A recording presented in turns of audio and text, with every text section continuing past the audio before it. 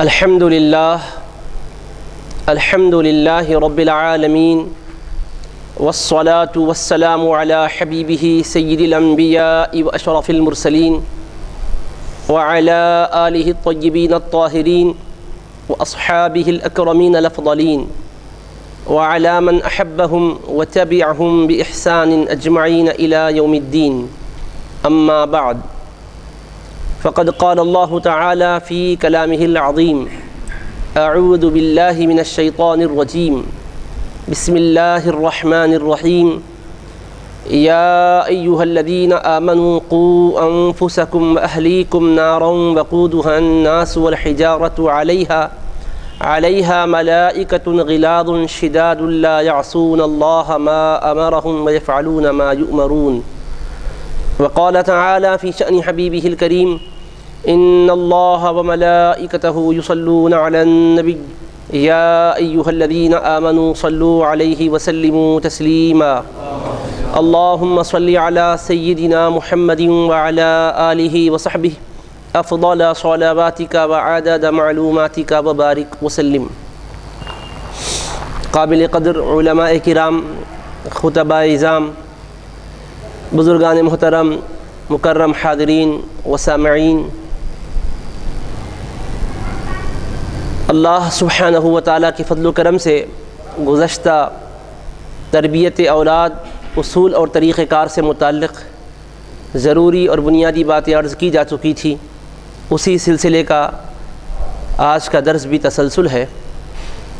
اللہ تبارک و تعالیٰ نے ارشاد مبارک ہے کہ اللہ تعالیٰ نے اپنے اس ارشاد مبارک کے ذریعے سے ہمیں رہبری دی ہے اور فرمایا ہے، اے ایمان والو، تم اپنے آپ کو اور اپنے گھر والوں کو جہنم کی آگ سے بچاؤ، جس کا ایندھن آدمی اور پتھر ہیں، جس پر سخت طبیعت تند خو فرشتے مقرر ہیں، جو اللہ تبارک و تعالیٰ کے حکم کی نافرمانی نہیں کرتے، وَيَفْعَلُونَ مَا يُؤْمَرُونَ، اور جو ان کو حکم دیا جاتا ہے اسی کی تعمیل کرتے ہیں.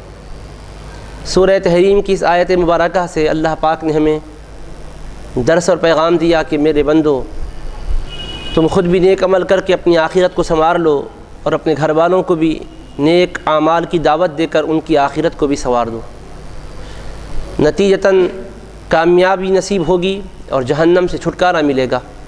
اور سب سے بڑا کامیاب بندہ وہی ہے، فمن زحزح عن النار وادخل الجنۃ فقد فاز، کہ جس کو دوزخ سے بچا لیا جائے اور جنت میں پہنچا دیا جائے وہی حقیقت میں کامیاب ہے. سب سے بڑا کامیاب بندہ وہی ہے کہ جس کو اللہ تبارک و تعالی جہنم سے بچا کر جنت میں پہنچائیں. اور یہ نعمت، یہ دولت تعلیمات پر چلنے سے ہی نصیب ہوتی ہے. یہ عنوان بڑی ہی اہمیت رکھنے والا عنوان ہے. اولاد کی تربیت ماں باپ کے اوپر ایک اہم ترین فریضہ ہے، اور اس فریضے کو بحسن و خوبی انجام دینے پر فضائل اور برکات بھی ہیں، اور اس میں غفلت اور لاپرواہی کرنے پر مواخذہ اور پوچھ بھی ہے. گزشتہ آپ نے جو باتیں سماعت فرمائی تھی، مزید اس کے علاوہ باتیں آج آپ کے گوش گزار کی جائے گی کہ اللہ پاک نے فرمایا ہے کہ اپنے آپ کو، اپنے گھر والوں کو آتش جہنم سے بچاؤ. تو ہم کیسے آتش جہنم سے بچائیں، کیسے اپنے بچوں کی تربیت کریں؟ تو اس سلسلے میں سیدنا فاروق اعظم رضی اللہ تعالیٰ عنہ کے ارشاد کو سامنے رکھ کر ہم دیکھیں تو بچوں کی تربیت کے سلسلے میں پہلا مرحلہ اس کے لیے بہتر ماں کے انتخاب کا ہی ہے. گویا کہ رشتہ نکاح کے موقع پر ہی انسان بہتر مناسبت رکھنے والی لڑکی کو اپنے شریک حیات کے لیے چنیں. خاندان والے جب رشتہ دیکھیں تو اس میں دینداری کو ترجیح دیں، اسی کو ملحوظ رکھیں، اسی کو اہمیت دیں. کیونکہ سیدنا فاروق اعظم رضی اللہ تعالیٰ عنہ نے اس سوال پر کہ بچوں کے ماں باپ پر کیا حقوق ہے تو فرمایا تھا، پہلا حق یہ ہے کہ ان ینتقی امہ، اس کے لیے اچھی ماں کا انتخاب کرے.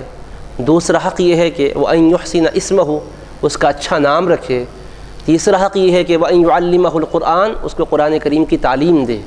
آپ نے یہ 3 مرکزی حقوق بیان فرمائے ہیں بچوں کے، اولاد کے ماں باپ کے اوپر. تو پہلا حق رشتہ نکاح کے سلسلے میں ہے. اس پر عرض کیا جا چکا ہے کہ بہترین، صالح، نیک، اللہ کا خوف دل میں رکھنے والی، اللہ تبارک و تعالیٰ سے ڈرنے والی، آخرت کی فکر کرنے والی، سرور کونین علیہ السلام کی سنتوں پر عمل کرنے والی لڑکی کا انتخاب کیا جائے.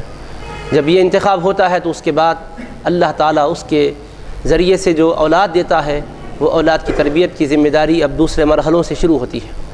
اللہ سے دعائیں بھی کرتے رہنا چاہیے، جیسا کہ پیغمبروں کی دعائیں قرآن مجید میں منقول ہے، ربی حبلی من الصالحین، اے اللہ مجھے نیک صالح اولاد عطا فرما۔ ہمارے پاس خاص طور پر لڑکے کے حصول کے لیے دعا کی جاتی ہے، لڑکی کے سلسلے میں دعا نہیں کی جاتی ہے۔ لڑکا یا لڑکی کا تعین کر کے، گورا یا خوبصورت کا تعین کر کے دعا کرنی نہیں چاہیے، بس ایک دعا کرنی چاہیے کہ اللہ نیک بیٹا، نیک اولاد عطا کر، خواہ بیٹی دے یا بیٹا دے، بہرحال نیک دے تو اس سے ڈرنے والا عطا کر، چاہے اس کا رنگ خوبصورت ہو یا کم خوبصورتی میں کسی درجے کمی ہو، یہ مقصود نہیں ہے، بس مقصود یہ ہے کہ مولا تیرا خوف جس کے دل کے آشیانے میں گھر کر گیا ہو، ایسی اولاد ہمیں عطا فرما، صلاح و فلاح جس کے ذریعے سے ملتی ہو ویسی اولاد عطا فرما۔ دیکھیے ربی حبلی من الصالحین فرمایا، صالحین میں سے دے دے، نیک بچوں میں سے کوئی ہمارے حق میں بھی عطا فرما دے، یہ دعا کی۔ حضرت سیدنا ابراہیم خلیل اللہ علیہ السلام کی دعا ہے، سیدنا زکریا علیہ السلام نے بھی دعا کی، ربی حبلی من لدنک ذریۃ طیبہ انک سمیع الدعاء، اے پروردگار تو اپنے کرم سے اپنے پاس سے مجھے نیک اولاد عطا فرما، تو دعاؤں کا سننے والا ہے۔ اللہ کی بارگاہ میں حصول اولاد کی دعا کرنی یہ نبیوں کی سنت رہی ہے، لیکن یہ مطلب اس کا ہرگز نہیں ہے کہ اگر کوئی نیک صالح لڑکے کے لیے دعا کر رہا ہے تو گناہ گار ہوگا، نہیں، گناہ گار تو نہیں ہوگا، لیکن لڑکے کے لیے دعا کرنے کے پس منظر میں لڑکی سے نفرت کا جو احساس ہے وہ نہیں ہونا چاہیے۔ خوبصورت اولاد کی دعا کرنا برا نہیں ہے، لیکن بدصورت سے جو نفرت کا پہلو ہے یہ نہیں ہونا چاہیے۔ اللہ نے جس کو جیسا چاہا بنایا، اس کا خود ارشاد ہے فی ای صورت ما شاء رکبک، جس صورت میں چاہا، جو اس کو پسند آئی وہ صورت میں بندے کو ڈھال دیا، پیدا کر دیا، اس کو وہ صورت عطا فرما دی۔ تو سب کے چہرے اللہ ہی کے بنائے ہوئے ہیں، سب کی صورتیں اللہ ہی نے بنائی ہے، اسی لیے اس میں عیب نہیں نکالنا چاہیے، نقص نہیں تلاش کرنا چاہیے۔ تو ایک تو بات ہو گئی کہ بہترین بیوی کا انتخاب ہو، دوسرا یہ کہ حصول اولاد کے لیے اللہ کی بارگاہ میں دعائیں کی جائے۔ اور اس سلسلے میں ایک رسم ہمارے پاس ہے کہ شادی کے بعد 1 سال گزرتا ہے، 1.5 سال گزرتا ہے، تو اب دریافت شروع ہو جاتی ہے کیا کوئی خوشخبری ہے۔ اب اگر واقعی خوشخبری نہیں ہے تو وہ شرمندہ ہوتے ہیں، تو اس طرح کا سوال بھی کرنا اچھی بات نہیں ہے۔ اور نہ ہونے کی صورت میں ارے اب تک کوئی خوشخبری نہیں ہے آپ کے پاس، اس طرح سے طعن و تشنیع کے تیر سے ان کے دلوں کو گھائل کرنا یہ بھی غلط بات ہے۔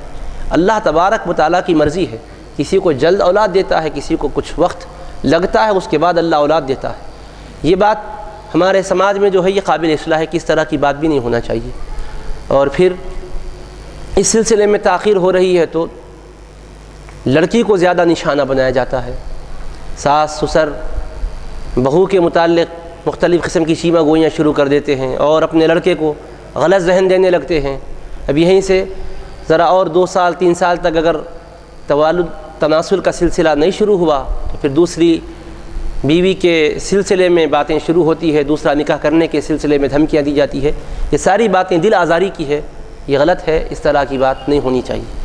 اللہ تعالیٰ کی مرضی، اللہ کا ارشاد ہے یہب لمن یشاء اناثا ویہب لمن یشاء الذکور، اللہ جس کو چاہتا ہے بیٹیاں دیتا ہے، جس کو چاہتا ہے بیٹے دیتا ہے، او یزوجہم ذکرانا و اناثا، جس کو چاہتا ہے بیٹے اور بیٹیاں دیتا ہے، ویجعل من یشاء عقیما، جس کو چاہتا ہے بے اولاد رکھتا ہے۔ تو اس میں اللہ نے اپنی طرف کر لیا اس کو، بندے تیرے ہاتھ میں نہیں ہیں، ہمارے کرم سے ہے، ہم جس کو چاہتے دیتے ہیں، جس کو چاہتے ہیں نہیں دیتے، اور نہیں دیے تو محروم کرنا مقصود نہیں ہوتا، ہماری حکمت ہے، ہم جانتے ہیں تم نہیں جانتے۔ تو لہٰذا اس سلسلے میں بھی ذہنوں کو صاف ستھرا رکھنا چاہیے، تربیت میں یہ باتیں بھی ذہنوں میں بٹھانی چاہیے، گھروں میں یہ معلومات دینی چاہیے، اس طرح سے تبصرے نہیں ہونا چاہیے، تنقید نہیں ہونی چاہیے۔ اس کے بعد پھر اب شروع ہو جاتی ادھر ادھر کی دوڑ، اس میں بہت سے غلط کام بھی کرنے لگ جاتے ہیں۔ آج کل حقیقت میں روحانیت سے تعلق رکھنے والے ہیں مگر ایک مخصوص ہیں، زیادہ تر دکان چلانے والے لوگ ہیں، ان کی دکان چمکتی ہے ایسے ہی لوگوں کے آنے سے، ایسے گاہک مل گئے تو وہ بھی خوش ہو جاتے ہیں۔ اب اس کے بعد سمجھیے آپ کو ایسے راستے پر ڈال دیتے ہیں کہ وہ راستے سے نکلنا بڑا مشکل ہو جاتا ہے۔ تو ایسی کوئی بات نہیں ہے کہ فوراً اولاد نہیں ہوئی تو کوئی کرائے تو وہی ایسا ہوتا ہوگا، کوئی جادو کی وجہ سے ایسا ہوتا ہوگا، یہ شک شبے میں نہیں پڑنا چاہیے۔ اللہ تعالیٰ کی ذات پر یقین رکھنا چاہیے، اللہ دینے والا ہے، اللہ کی مرضی، جب اللہ چاہے گا ضرور عطا فرمائے گا، دعائیں کرتے رہنا چاہیے۔ پیغمبروں نے دعائیں کی، بڑی عمروں میں اللہ نے ان کو اولاد عطا کی، اللہ تعالیٰ کی مرضی ہے، اللہ کا جو منشا ہے وہی پورا ہوتا ہے۔ اب اس کے بعد جب اللہ پاک خوشخبری کے لمحات لے آئے تو اب ایسے موقع پر خاص طور پر ماں کو احتیاط کرنی چاہیے۔ بچہ جب اس کے پیٹ میں پرورش پا رہا ہو تو وہ آثار ظاہر ہونے کے بعد زیادہ احتیاط کرنی چاہیے۔ ویسے تو عام حالتوں میں بھی فحش مناظر نہیں دیکھنے چاہیے، لیکن خاص طور پر جب بچہ پرورش پا رہا ہے، نشو و نما اس کے اندر ہو رہی ہے، تو اس وقت غلط مناظر نہیں دیکھنا چاہیے، غلط سین نہیں دیکھنا چاہیے، اور بیوی کو ٹینشن بھی شوہر نہیں دینا چاہیے، کیونکہ اس کا ذہن اگر الجھ گیا، پریشانیوں میں رہا، تو اس کا اثر بھی بچے پر پڑتا ہے، صحت پر بھی اثر پڑتا ہے، اس کے ذہن و دماغ پر بھی اثر پڑتا ہے۔ خوشحال اور اس کو آسودہ رکھنے کی کوشش کرنا، الجھنوں میں ڈالنے کی کوشش نہیں کرنا چاہیے۔ جہاں تک ہو سکے الجھنوں کو، غموں کو دور رکھنا اس زمانے میں، اور زیادہ سے زیادہ اللہ سے تعلق بڑھ جانا۔ نمازوں کا اہتمام بہت زیادہ ہونا چاہیے، غفلت نہیں ہونی چاہیے، ترک نہیں ہونی چاہیے۔ اس کے علاوہ قرآن مجید کی تلاوت کا اہتمام کریں، درود شریف کی کثرت کریں، ہو سکا تو تہجد، اشراق، اوابین، نفل نمازیں بھی پڑھیں، کیونکہ ماں کی جو کیفیت ہوتی ہے وہ بچے پر برابر اثر انداز ہوتی ہے۔ کتنے اہل اللہ صالحین کی زندگیوں کے متعلق آپ نے سنا ہے کہ ان کی زندگیوں میں جو پاکیزہ اثرات آئے وہ ماں کی ہی برکتوں سے آئے ہیں، تو ماؤں کا اچھا ہونا بہت ضروری ہے۔ تو یہ ایک بات ہوئی۔ اب اس کے بعد جیسے جیسے لمحات قریب آ رہے ہوں، مختلف دعائیں کرتے رہنا چاہیے۔ پہلے تو ایک دعا کرنی چاہیے، آج کل طبیعتوں کی ناسازی کی وجہ سے یا کسی اور عوارض اور وجوہ کی بنا پر حمل ساقط ہوتے جا رہے ہیں، تو ایک دعا ہے قرآن مجید کی، فَجَعَلْنَاهُ فِي قَرَارٍ مَكِينٍ، فَجَعَلْنَاهُ فِي قَرَارٍ مَكِينٍ، اللہ نے فرمایا ہم نے اس کو محفوظ جگہ میں رکھ دیا ہے۔ تو یہ آیت مبارکہ کا ورد کرنے سے حمل قائم رہتا ہے، ساقط نہیں ہوتا۔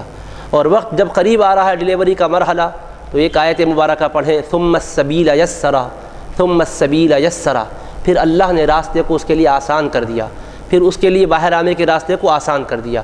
جب یہ پڑھتے ہیں تو اللہ پاک آسان کر دیتا ہے۔ بندہ مجھ کو یاد کر رہا ہے کہ میں آسان کرنے والا ہوں، تو میں اس کے لیے آسانی کر دیتا ہوں، اللہ پاک آسان کر دیتا ہے، کیونکہ رسول پاک علیہ السلام فرمایا، اللہ کا ارشاد ہے، انا عند ظن عبدی بی، میں اپنے بندے کے گمان کے ساتھ رہتا ہوں، تو اچھا گمان کرو تو اللہ تعالیٰ ویسے کرم کا معاملہ کر دیتا ہے۔ اور بالکل قریب لمحات آ رہے ہوں تو وَأَلْقَتْ مَا فِيهَا وَتَخَلَّتْ، یہ آیت مبارکہ پڑھیں، وَأَلْقَتْ مَا فِيهَا وَتَخَلَّتْ، کہ جو کچھ پیٹ میں تھا اس نے ڈال دیا اور بالکل خالی ہو گئی۔ تو اس طرح سے زچگی میں سہولت ہوتی ہے اور آسانی ہوتی ہے۔ یہ دونوں آیات مبارکہ کی تلاوت بالکل عین مرحلے میں جب کہ تولد کے آئے اور ڈیٹ اگر دے دی جائے تو اس کے قریب قریب میں یہ پڑھتے رہنا چاہیے۔ اس کی ہم ماؤں کو، گھر میں بچیوں کو، بیٹیوں کو، بہنوں کو تلقین کریں۔ اب اس کے بعد اللہ کے فضل و کرم پر ہی نظر رکھیں۔ جب بچہ تولد ہو جائے، خواہ بچہ ہو یا بچی ہو، صحت مند ہو یا بیمار ہو، خوبصورت ہو یا بدصورت ہو، جیسے بھی ہو، اللہ تبارک و تعالیٰ کا فضل سمجھ کر خوشی کا اظہار کرنا چاہیے۔ ایسا نہیں کہ لڑکا ہو تو خوشی ہے، لڑکی ہو تو ناراضگی ہے، خوبصورت ہے تو خوشی ہے، اگر خوبصورت نہیں ہے تو ناراضگی ہے، ہرگز ایسا نہیں ہونا چاہیے۔ اگر ایسا ہوتے ہیں تو یہ اللہ کی نعمت کی ناشکری ہوتی ہے۔ اللہ تبارک و تعالیٰ نے بہت سوں کو تو بے اولاد بنایا، اولاد ہی نہیں دیا ان کو، اور یہاں تو اولاد دیا ہے، اور نہیں معلوم کہ اس اولاد جب آئی ہے اس کے ذریعے سے کون سے نیک صالح پیدا ہونے والے، کیا پتہ ہے۔ اس وجہ سے کبھی ناک منہ نہیں چڑھانا چاہیے، منہ بسوڑنا نہیں چاہیے، خوشی کا اظہار کرنا چاہیے، چہروں پر مسکراہٹ ہونی چاہیے، اللہ کی نعمت آ گئی ہے۔ اب تک مجرد زندگی تھی، یعنی مطلب یہ کہ میاں بیوی صرف تنہا ہی تھے، اب تجرد تو خیر بے شادی کے رہنے کو کہتے ہیں، لیکن دونوں تھے، اب 2 سے 3 ہوئے، اور وہ جو آ رہا ہے اپنا رزق لے کر آتا ہے۔ اللہ تعالیٰ مولود سعید کی برکت سے رزق میں وسعتیں بھی عطا فرما دیتا ہے۔ اس وجہ سے کبھی بھی ناخوش نہیں ہونا چاہیے، خوشی کا اظہار کرنا چاہیے۔ اور سب سے پہلا کام یہ ہونا چاہیے کہ اس کے سیدھے کان میں اذان دی جائے اور بائیں کان میں اقامت کہی جائے، اس میں تاخیر نہیں کرنی چاہیے۔ اگر کوئی خاص بزرگ کو ہم مدعو کر رہے ہوں اور ان کے آنے میں تاخیر ہو تو اتنی تاخیر بھی نہیں ہونی چاہیے۔ اگر جلد سے جلد کسی کو لا لے سکتے ہیں تو ٹھیک ہے، ورنہ نہیں تو پھر جو بھی ہے وہ اذان دے دیں اور اقامت کہہ دیں، تاخیر نہیں ہونا چاہیے، کیونکہ پہلی آواز اس کے کان میں پہنچے تو اللہ کے مقدس نام کی آواز پہنچے، رسول پاک علیہ السلام کے نام کی آواز پہنچے، اس کا اہتمام ہونا چاہیے۔ سیدھے کان میں اذان، بائیں کان میں اقامت۔ اس کے بعد تحنیک کرنی چاہیے، کھجور یا کوئی میٹھی چیز اس کو چکھانا چاہیے۔ حضور نبی کریم علیہ السلام کا مبارک طریقہ بھی رہا، سنت مبارکہ بھی ہے۔ پھر 7ویں دن اس کے سر کے بال نکالنے چاہیے، اس کا عقیقہ کرنا چاہیے، اور جتنے بال سر سے نکالے گئے اس کے ہم وزن چاندی کو اللہ کی راہ میں خیرات کر دینا چاہیے۔ اسی سے ایک ذہن مل جاتا ہے، آنے والا بچہ آیا تو اللہ کی رحمتوں کو لے کر آیا، دیکھو آتے ہی کیا ہوا، 7واں دن آیا کہ اس کا عقیقہ ہوا۔ عقیقے کی سنت کے ذریعے سے کیا چیز مل گئی، غریبوں میں گوشت تقسیم ہو گیا، اور اس کے بال کیا نکلے کہ اس بال کے وزن کے برابر چاندی غریبوں میں خیرات کر دی گئی۔ اس کی طرف سے فائدہ ہو رہا ہے، غریبوں کا تعاون ہو رہا ہے، نہیں کھانے والوں تک بھی گوشت پہنچ رہا ہے۔ یہ ایک آسانی کا ذریعہ بن گیا۔ اللہ خوش ہوتا ہے، میرا بندہ کس طرح سے میری نعمت کی شکر گزاری میں میرے بندوں کے ساتھ شفقت کا معاملہ کر رہا ہے، ان کے لیے تعاون کر رہا ہے، ان کے لیے معاونت کر رہا ہے۔ یہ مسنون طریقے ہیں۔ 7ویں دن عقیقہ کرنا چاہیے، 7ویں دن اس کا بہتر اور اچھا اور مناسب نام رکھنا چاہیے، اور سر کے بال اتار دینے چاہیے۔ اگر کسی وجہ سے سر میں تکلیف ہے، ڈاکٹر یہ کہتا ہے کہ اتنا جلد نہیں اتارنا چاہیے بال، کوئی اگر وجہ ہے، کوئی عذر ہے تو کوئی حرج نہیں، کچھ تاخیر بھی کر سکتے، 7 نہیں تو 14ویں دن، 14ویں دن نہیں تو 21ویں دن، زیادہ بھی اس کو آگے نہیں بڑھانا چاہیے۔ یہ ایک کام ہو گیا، عقیقہ ہو گیا۔ اور اس کے بعد عقیقہ لڑکے کے لیے 2 دمبے ہونا چاہیے، 2 بکرے، لڑکی ہو تو 1 ہونا چاہیے، لیکن اتنی استطاعت نہیں ہے تو لڑکے کے لیے 1 بکرے پر بھی اکتفا کیا جا سکتا ہے۔ اور اگر عقیقہ نہیں کرتے ہیں تو بچہ رہن میں ہوتا ہے۔ حضور علیہ الصلاۃ والسلام فرمائے کہ بچہ عقیقے کی وجہ سے رہن میں ہوتا ہے۔ رہن کا کیا مطلب ہوتا ہے؟ اگر آپ کے پیسے، مثلا اگر آپ کسی کے پاس سے قرض لیے ہیں، کوئی چیز رہن میں رکھے ہیں، تو یہ چیز اب آپ کے قبضے میں نہیں ہے، وہ پیسے جو دیا ہے اس کے قبضے میں ہے، آپ اس سے استفادہ نہیں کر سکتے ہیں۔ تو بچہ بھی بلاؤں میں گھر جاتا ہے عقیقہ اگر نہ کیا جائے تو، گروی ہوتا ہے، اس کو چھڑانا ہے تو پہلے عقیقہ کر دیا جائے اس کا۔ اس میں زیادہ تاخیر نہیں کرنی چاہیے، بڑے پیمانے پر کریں گے، اعلیٰ پیمانے پر کریں گے، یہ سوچ کر لیٹ نہ کریں، جلد سے جلد اس فریضے کو ادا کر دیں۔ یعنی ہے تو سنت، لیکن ذمہ داریوں میں سے اس بانہ میں فریضہ کہا گیا، ورنہ شرعاً فرض نہیں، عقیقہ مستحب ہے، مسنون ہے، واجب نہیں ہے۔ قربانی کی وجہ سے اس کا وجوب ختم ہو گیا، پہلے واجب تھا، بعد میں اس کے وجوب کو ختم کیا گیا، قربانی واجب کر دی گئی، لیکن اس کا مسنون اور مستحب ہونا اپنی جگہ باقی اور قائم ہے۔ تو بہرحال عقیقہ کرنا چاہیے۔ اس کے بعد کیا ہو گیا مسئلہ، نام اچھا رکھنا چاہیے، اور اگر لڑکا ہے اس کی ختنہ کا بھی نظم کر دینا چاہیے، اور اگر اس وقت نہیں کر سک رہے تو زیادہ تاخیر نہیں کرنی چاہیے۔ ہمارے سماج میں یہ بھی ایک خرابی ہے، لڑکوں کی ختنہ میں غیر معمولی تاخیر کر دیتے ہیں، بعد میں ذرا 4 سال 5 سال کے ہونے کے بعد شروع کرتے ہیں۔ اس وقت جو ہے حیا جو رہنی چاہیے وہ حیا کے خلاف معاملات ہونے لگتے ہیں، اور اس کو ایک رسم کے طور پر کرتے ہیں، یہ بھی نہیں ہونا چاہیے۔ اس وقت ختنہ کر رہے ہیں، سب کو مدعو کر لیے اور سب کے سامنے جو ہے یہ عمل کروایا جائے، یہ اچھی بات نہیں ہے۔ بعض دیہاتوں میں، قصبہ جات میں بھی یہ عمل ہے، اور شہر میں بھی بعض گھروں میں یہ رواج ہے، اس رواج کا بھی خاتمہ ہونا چاہیے۔ یہ اچھا رواج نہیں ہے، بہرحال ختنہ کریں، یہ ایک سنت ادا ہو جاتی ہے۔ اب اس کے بعد بچہ پرورش پا رہا ہے، نشو و نما پا رہا ہے، تو اس کے لیے غذا کا انتظام کرنا ہے۔ اللہ کا کرم تو دیکھیے آپ، جب تک بچہ تولد نہیں ہوا تھا اس کا ماں کا سینہ سینہ تھا، چھاتیاں تھیں، دودھ نظر نہیں آتا تھا، لیکن بچہ پیدا ہوتے ہی اس کے چھاتی سے دودھ برآمد ہو رہا ہے، تو اللہ تبارک و تعالی نے اس کے لیے انتظام کر رکھا ہے۔ تو لہٰذا رضاعت بھی اس کا حق ہے بچے کا، کہ اس کو دودھ پلایا جائے۔ ماں کا دودھ اس کے لیے سب سے بڑی نعمت ہے، سب سے عظیم دولت ہے اس کے لیے، کیونکہ ماں سے بڑھ کر اس کے حق میں مہربان کوئی اور نہیں ہو سکتی، اور ماں اچھی اگر ہوگی تو اس کے اچھے اوصاف اس میں دودھ کی وجہ سے منتقل ہوں گے، اور اسے بھی شکر ادا کرنا چاہیے اللہ کا کہ کتنا بڑا اللہ نے کرم کیا کہ ایک بچے کا رزق اللہ نے اس کے ذریعے سے رکھ دیا ہے، اس کے وجود میں اس کا رزق رکھ دیا ہے، اس کے ذریعے سے ایک پرورش پا رہا ہے وجود۔ اللہ تعالیٰ کا بڑا فضل و کرم ہے۔ اللہ نے تعریف بھی کی قرآن میں ماں کی، تو یہ تعریف کی، حملت امہ وہنا علی وہن وفصالہ فی عامین، اس کی ماں نے بڑی مشقت پر مشقت برداشت کر کے اس کو پیٹ میں رکھا ہے، اور بڑی مشقت کے ساتھ اس کو جنم دیا ہے، اور اس کا دودھ پلانا کہ مرحلہ بھی رہا، حملہ وفصالہ فی عامین، اس کو 2 سال تک دودھ پلاتی رہی۔ اور قرآن مجید میں آیا ہے، یہ 2 مقام پر آیا ہے، ایک تو سورہ لقمان میں ہے، حملت امہ وہنا علی وہن وفصالہ فی عامین، اس کا دودھ چھڑانا، 2 سال تک دودھ پلاتی رہی، اس کے بعد دودھ چھڑانے کا عمل ہوا۔ اور یہی اللہ پاک نے سورۃ الاحقاف میں 26ویں پارے میں فرمایا، حملت امہ کرہا ووضعتہ کرہا وحملہ وفصالہ 30 شہرا، اس کی ماں نے مشقت اٹھا کر اس کو اپنے پاس رکھا ہے، پیٹ میں بھی مشقت کے ساتھ رکھی ہے، جنم دی بڑی مشقت کے ساتھ، وحملہ وفصالہ 30 شہرا، اور اس کا گود میں لے کر جانا اور دودھ پلاتے ہوئے رکھنا، یہ 30 مہینے تک رہا۔ تو یعنی 2.5 سال، 24 مہینے کے 2 سال ہوتے 30، تو امام اعظم ابو حنیفہ رحمۃ اللہ علیہ نے 2.5 سال کی رائے اختیار کی ہے، 2.5 سال تک بچے کو دودھ پلایا جا سکتا ہے۔ دیگر ائمہ نے 2 سال تک کی رائے کو اختیار کیا ہے۔ بہرحال 2-2.5 سال تک یہ اس کی مدت ہے جس میں دودھ پلانا اس کو ہے، لیکن شروع سے ہی ڈبوں کے دودھ پر اکتفا کیا جائے یہ سمجھ کر کے ماں کی طبیعت متاثر ہو جائے گی، صرف وہم میں ایسا کرنا اچھا نہیں ہے۔ خود ان کا دودھ جو ہوتا ہے اس کی بات ہی کچھ اور ہوتی ہے، ماں کے جو اچھے اوصاف ہوتے ہیں دودھ کی وجہ سے منتقل ہوتے ہیں۔ لیکن اگر واقعتاً صحت اس درجے میں نہیں ہے، ڈاکٹرز اگر یہ کہہ رہے ہیں کہ اس کی وجہ سے ان کو نقصان پہنچے گا، شریعت ان پر جبر بھی نہیں کرتی ہے۔ ایسی صورت میں کوئی دائیہ کا انتظام کرے، یا نہیں تو پھر اب جیسا بھی ڈبوں کا دودھ ہے اس پر اکتفا کیا جا سکتا ہے۔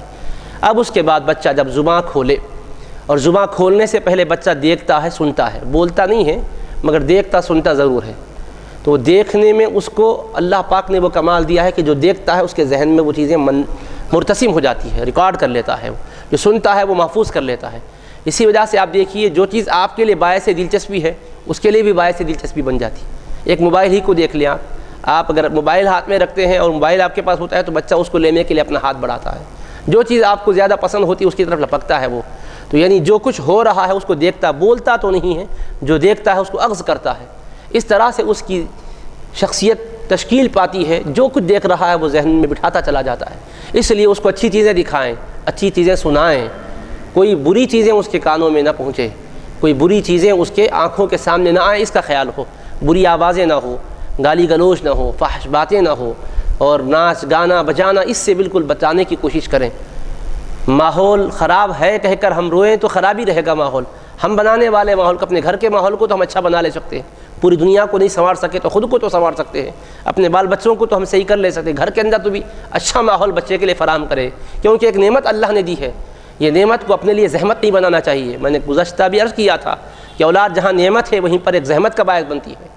کیا ہے؟ یا ایھا الذین آمنوا ان من ازواجکم واولادکم عدوا لکم فاحذروہم، فرمایا اے ایمان والو تمہاری اولاد، بعض تمہاری اولاد اور تمہاری بیویاں تمہارے دشمن بنتے ہیں، یعنی اگر ان کی صحیح تربیت نہیں کرے تو وہی دین کے لیے رکاوٹ بن جاتے ہیں، وہی بیوی اللہ کی راہ میں رکاوٹ بن جاتی ہے، وہی بچے خیر کے کاموں میں رکاوٹ بن جاتے ہیں، تو دشمن بن جاتے ہیں، خیر سے روکنے کا ذریعہ بنتے ہیں۔ فاحذروہم، اگر وہ اس طرح سے ہو جائیں تو تم ان سے احتیاط کرو، اور اس کے بعد تشدد اختیار مت کرو۔ اگر تم نصیحت کرنے پر وہ صحیح راستے پر آ رہے ہیں تو ان کی غلطی کو معاف کر دو، وَإِن تَعْفُوا وَتَصْفَحُوا، نظر انداز کر دو، وَتَغْفِرُوا، بخشش کر دو۔ اللہ پاک بھی بخشش کرنے والا، رحم کرنے والا ہے۔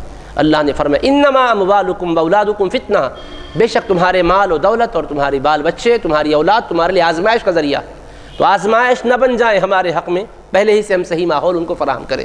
بعد میں رونے سے کچھ نہیں ہوتا، ابتدا سے ہی ہمیں توجہ کرنی ہے۔ تو یہ تربیتی نظام جو اسلام کا دیا ہوا ہے، ہم اپنے گھروں میں رائج کرنے کی کوشش کریں۔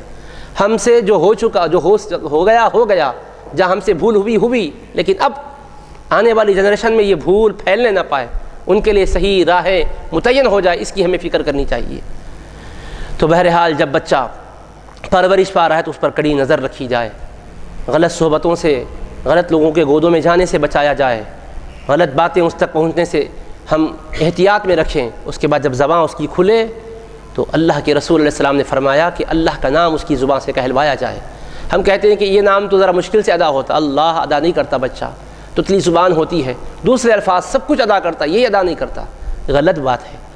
اگر ادا نہیں کر سکتا ہوتا تو حضور پاک علیہ السلام یہ نہیں فرماتے کہ پہلا کلمہ اللہ کا نام سکھاؤ۔ حضور رحمت للعالمین ہیں صلی اللہ علیہ وسلم، جب آپ نے فرمایا تو برابر اللہ کا نام بآسانی ادا کرے گا وہ۔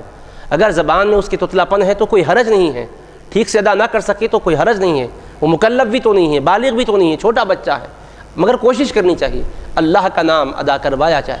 اس کے بعد تھوڑا اور کچھ بولنے لگے، لا الہ الا اللہ ادا کیا جائے، پھر اس کے بعد لا الہ الا اللہ محمد رسول اللہ ادا کیا جائے، اور بچہ رو رہا ہو، ضد کر رہا ہو تو قرآن کی آیتیں پڑھ کر سنائی جائے، حدیث پاک کے جو جملے یاد ہوں وہ پڑھے جائیں، یا نہیں تو گزشتہ جیسے ہم نے عرض کیا تھا ایک لوری ہے جو بزرگوں سے چلی آ رہی، حسبی ربی جل اللہ ما فی قلبی غیر اللہ لا الہ الا اللہ محمد الرسول اللہ، ترنم میں اس کو گنگناتے رہیں، اس کی وجہ سے بچے کے ذہن و دماغ پر اچھے اثرات مرتب ہوتے ہیں، کیونکہ اس کے معنی کیا ہے؟ حسبی ربی، میرا پروردگار مجھ کو کافی ہے۔ پہلا سبق بچہ سن رہا ہے لوری کے طور پر، حسبی ربی جل اللہ، عظمتوں والا ہے میرا مولا، ما فی قلبی غیر اللہ، میرے دل میں بس اللہ ہی ہے، اللہ ہی کی رحمتیں، اللہ ہی کی کرم نوازیاں ہیں، لا الہ الا اللہ، اللہ کے سوا کوئی معبود نہیں، محمد رسول اللہ، حضرت محمد مصطفیٰ صلی اللہ علیہ وسلم اللہ کے سچے رسول ہیں۔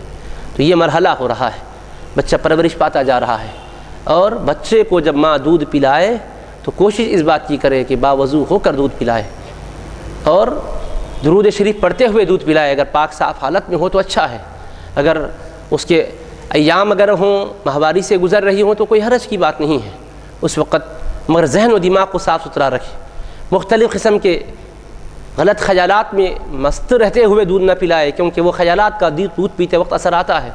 صاف ستھرے خیالات ہو، اس کے پاکیزہ خیالات ہو۔ اس کے بعد جب بچہ بڑا ہو رہا ہو اور پروان چڑھتا جا رہا ہو تو اس کے سامنے غلط بات نہ کہیں، جھوٹی بات سے اس کو بچائیں، گالی گلوچ کی زبان اختیار نہ کریں، فحش الفاظ زبان سے نہ نکالیں، کیونکہ بچہ جو کہتا ہے اسی کو دہرانا شروع کر دیتا ہے۔ اور بعض لوگ سمجھتے ہیں کہ تتلی زبان سے دہرا رہا تو ذرا اچھا معلوم ہو رہا ہے، پھر اس کو دہرانے کے لیے کہتے ہیں۔ گالیاں بھی بعض لوگ بچوں سے شوق سے سنتے ہیں، ہمارا تجربہ ہے، بعض جگہوں پر ہم نے دیکھا اور سنا ہے، دیکھو بچہ کیسا بولتا، واہ بیٹا شاباش بولتا۔ نعوذ باللہ ایسا نہیں ہے، غلط بات پر شاباشی نہیں دینا چاہیے، غلط رواج ہے، چل رہا ہے، لا علمی میں چل رہا ہے، لیکن علم کا اجالا آنے کے بعد بھی غلط رواج نہیں رہنا چاہیے، اس کو غلط بات پر کبھی حوصلہ افزائی نہیں کرنا چاہیے، خود غلط الفاظ نہیں بولنا چاہیے۔ اگر خود نہیں بول رہے ہیں تو بچہ کہاں سے بولے گا؟ کسی سے سن کر ہی بولے گا، یا تو پھر کوئی گھر میں آنے جانے والے غلط الفاظ استعمال کرے تو وہی الفاظ بچہ بھی استعمال کرنے لگ جاتا ہے، اس سے بھی اس کو بچانا چاہیے، اس ماحول میں بھی اس کو ملوث ہونے نہیں دینا چاہیے، صاف ستھرا گھر کا پاک صاف ماحول رہنا چاہیے، اور گھر کے اندر عبادتوں کا بھی ماحول ہونا چاہیے، تلاوت کا ماحول ہونا چاہیے، ذکر کا، قرآن کی تلاوت کے ساتھ ساتھ درود شریف کی کثرت کا بھی ماحول ہونا چاہیے۔ اس کے بعد جب بچہ ذرا اور مزید بڑا ہو جائے تو حضور علیہ الصلاۃ والسلام ارشاد فرماتے ہیں، مروا اولادکم بالصلاۃ وہم ابناء 7 سنین واضربوہم علیہا وہم ابناء 10 سنین وفرقوا بینہم فی المضاجع۔ سنن ابو داؤد شریف میں حدیث پاک ہے، بڑھ رہا ہے، ہوتے وہ اور ذرا بڑا ہو گیا، اب تعلیم کا مرحلہ شروع ہو گیا تو بچے کو پڑھائیں۔ اب کہاں شریک کروائیں گے؟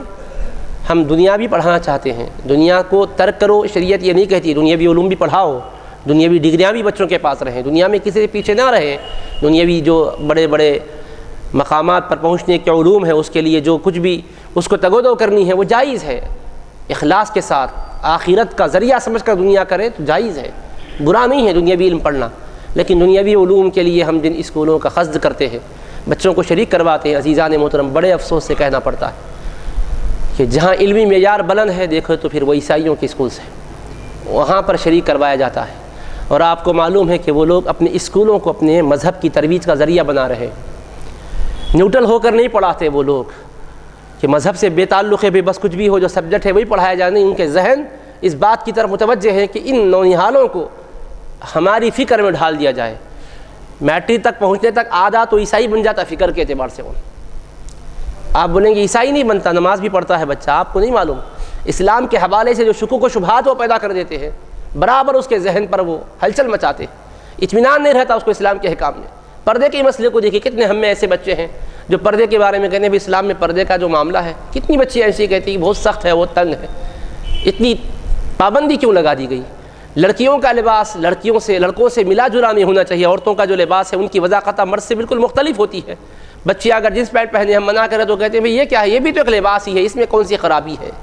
تو اسلامی نقطۂ نظر سے سوچنے کا مزاج ان کا جا چکا، دنیاوی اعتبار سے آزادانہ ماحول میں سوچنے کے عادی بنتے ہیں۔ تو لہٰذا یہ بڑا المیہ ہے، یا تو ہمارے اعلیٰ پیمانے پر اسکولس ہونی چاہیے جس میں دنیاوی تعلیم کے ساتھ دینی تعلیم کا نظم ہے، چند اسکولس ہیں لیکن بہرحال یہ چند ہی ہیں، اس میں اضافہ ہونا چاہیے۔ اللہ نے جن کو سرمایہ دیا، مال دیا، اور دنیاوی اعتبار سے جو تجارب رکھتے ہیں وہ تجربوں کو اپنے بروئے کار لائیں اور اس طرح کے اسکولس کو اس کی شرح کو بڑھائیں، تعداد کو بڑھائیں، تاکہ بچوں کے لیے بہتر تعلیم کے ساتھ اسلامی ماحول بھی ان کو ملے، دنیاوی تعلیم کے ساتھ دینی تعلیم سے بھی وہ آراستہ اور پیراستہ ہو سکے۔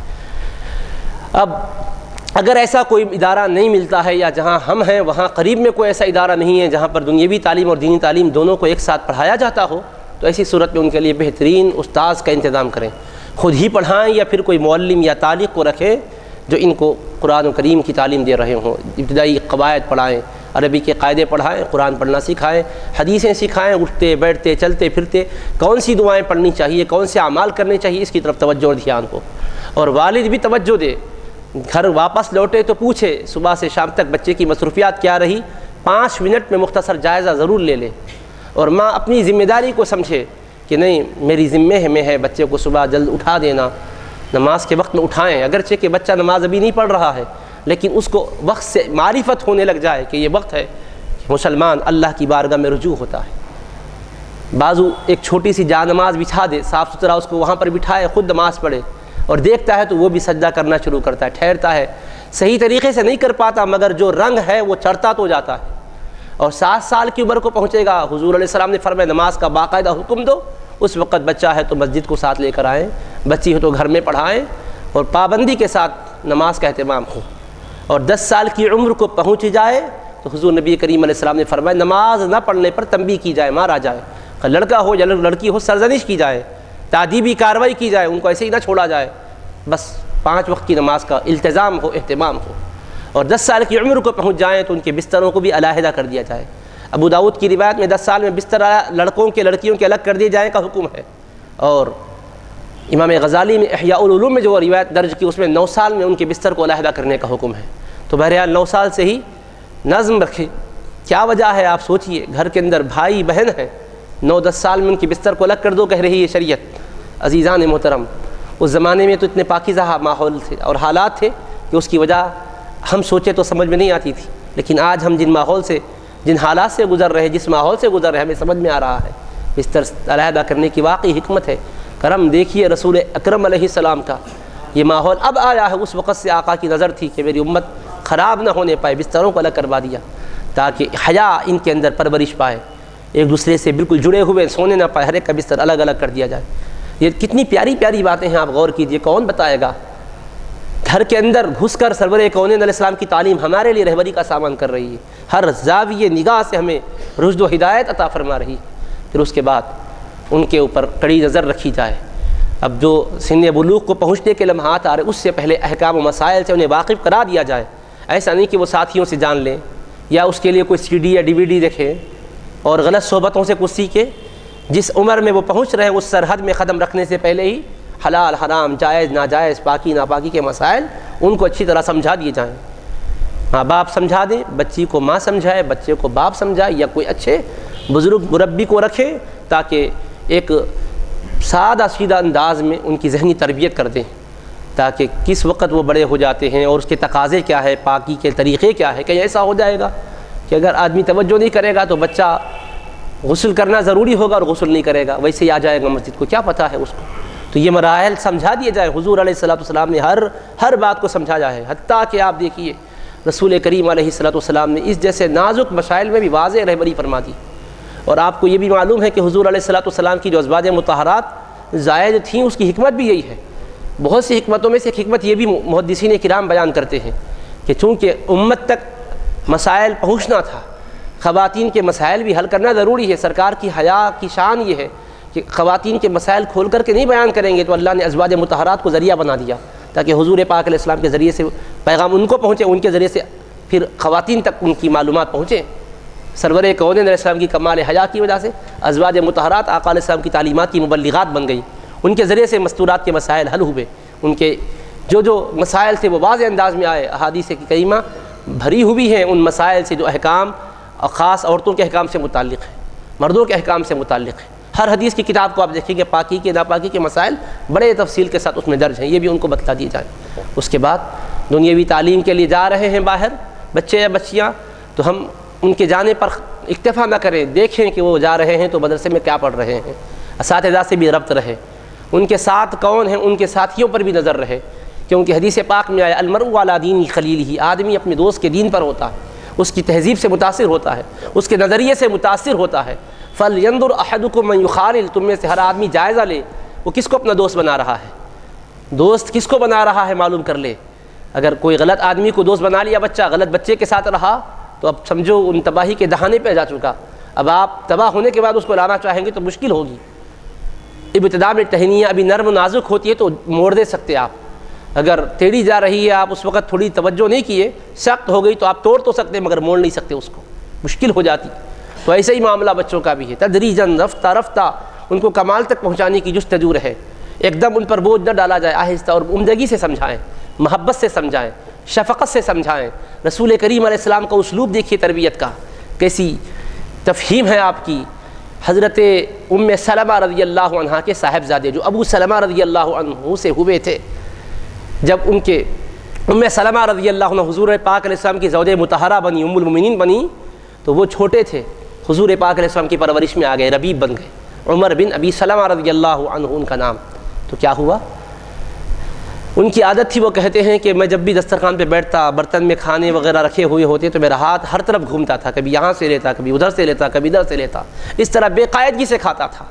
اب حضور علیہ السلام کی تربیت میں آیا، دسترخوان بچ گیا، برتن میں کھانے کی چیزیں رکھی ہوئی ہیں، وہ کانت یدی تتیشو، اور میرا ہاتھ ہے کہ ادھر ادھر گھومنے لگا، عادت کے مطابق ادھر ادھر سے میں لینے لگا۔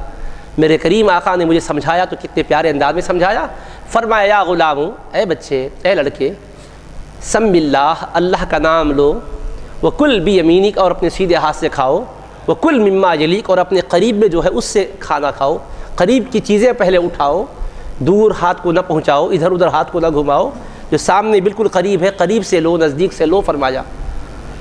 حضرت عمر بن ابو سلمہ رضی اللہ عنہ فرماتے ہیں ایسے پیار سے آپ نے سمجھایا، میں بچہ تھا، عادت تھی، اور بچوں کی عادت جلدی چھوٹتی نہیں، مگر وہ محبت بھرے الفاظ کا اثر ایسا ہوا دل پر، وَكَانَتْ طِعْمَتِي بَعْدَ ذَلِكَ، زندگی بھر اسی طریقے کے مطابق کھاتا رہا، اسی طریقے کے مطابق کھاتا رہا، دسترخوان پر بیٹھتا وہی طریقے کے مطابق بیٹھتا، اللہ کا نام لیتا، سیدھے ہاتھ سے کھاتا، اور سامنے سے کھاتا، قریب سے لیتا، ادھر ادھر ہاتھ نہیں ڈالتا تھا۔ ہاں البتہ چیزیں مختلف قسم کی ہوتی تو سرور کونین علیہ السلام نے اجازت بھی دی تھی، مختلف قسم کی چیزیں ہیں، کھجور ہے، اس میں قسم قسم کے کھجور رکھے ہوئے ہیں، تھال میں رکھے ہوئے ہیں، ایسی صورت میں جو پسند ہے آپ ادھر سے ہاتھ ڈال کر لے سکتے ہیں۔ ایک ہی نوع کا اگر ہوگا تو ادھر ادھر سے ہاتھ ڈالنا یہ حرص کی علامت ہوتی ہے، پسند نہیں فرمایا۔ چھوٹی بات بھی تھی مگر حضور پاک علیہ السلام نظر انداز نہیں کیا، سمجھایا، محبت سے سمجھایا، ان کے دل کو ٹوٹنے نہیں دیا بلکہ دل بستگی کے ساتھ سمجھایا، اور ان کے دل پر بات اثر کر گئی۔